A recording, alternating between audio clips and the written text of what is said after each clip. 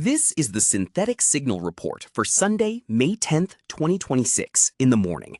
Today, we analyze a critical privilege escalation flaw in the FreeBSD kernel, a major push for reproducible packages within the Debian ecosystem, the debut of the Star Elastic Reasoning Model family from NVIDIA, and the release of Cisco's new open-source Provenance toolkit for AI models.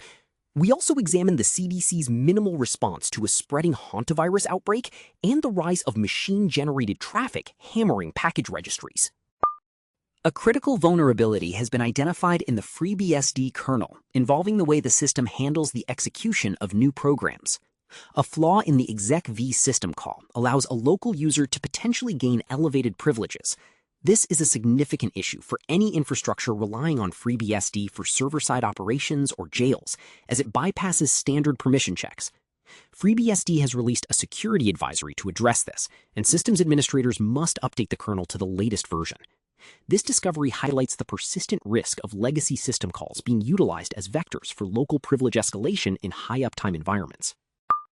The Debian project has initiated a significant policy shift, moving toward a requirement that all packages be reproducible.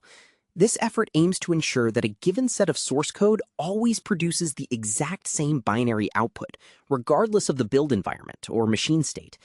By eliminating non-deterministic factors in the build pipeline, the project intends to allow users to verify that the software they install has not been tampered with or injected with malicious code during the build process.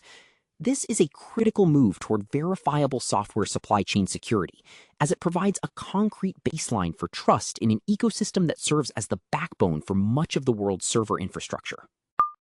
Cisco has released an open-source toolkit designed to establish the lineage and origin of artificial intelligence models. As AI supply chains become increasingly opaque, this tool serves as a diagnostic kit that creates a unique fingerprint for a model based on its metadata and internal weights. By comparing these fingerprints, developers can identify similarities, trace the derivation of fine-tuned models, and verify whether a model was built on top of proprietary or unauthorized datasets.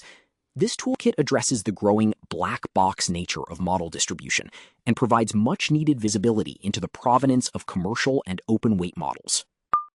NVIDIA has released a new model architecture called Star Elastic.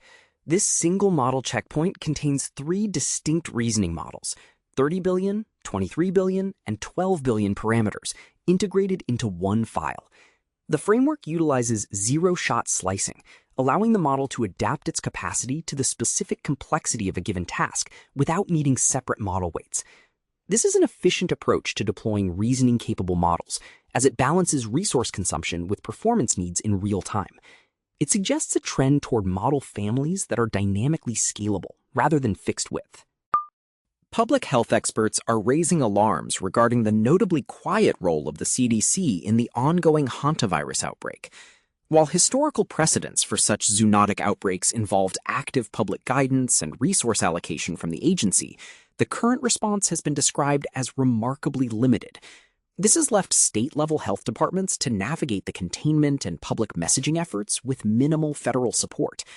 The lack of centralized, authoritative intervention during this outbreak is drawing criticism from medical researchers, who argue that the agency's reduced visibility is complicating efforts to monitor the spread and educate the public on preventative measures. Community sentiment remains heavily focused on infrastructure reliability and the technical challenges of the AI era. First, the Linux Foundation is launching a new Sustaining Package Registries working group.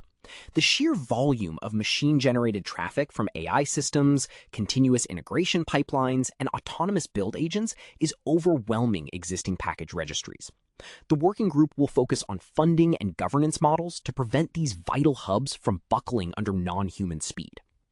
Second, in the hardware space, AMD is preparing to implement support that allows the OS to directly read CPU boost clocks through the CPPC highest frequency interface. This provides developers and system monitor tools with a more precise look at hardware performance during high-intensity inference workloads. Third, the community is testing blama.cpp, which features advanced DFlash and TurboQuant capabilities. Users are seeing significant speedups, with some reporting up to 135 tokens per second on a 3090 graphics card for models with 200,000 context windows. Finally, we highlight the emerging tools trending on GitHub. The 3D Cell Forge is gaining traction as an AI-powered studio for generating interactive biological cell structures, while the Huashu MD HTML pipeline is being adopted for automating complex document conversions. For video creators, the Sora 2 app, promising a watermark-free export for AI video generation, is also seeing high interest among early adopters.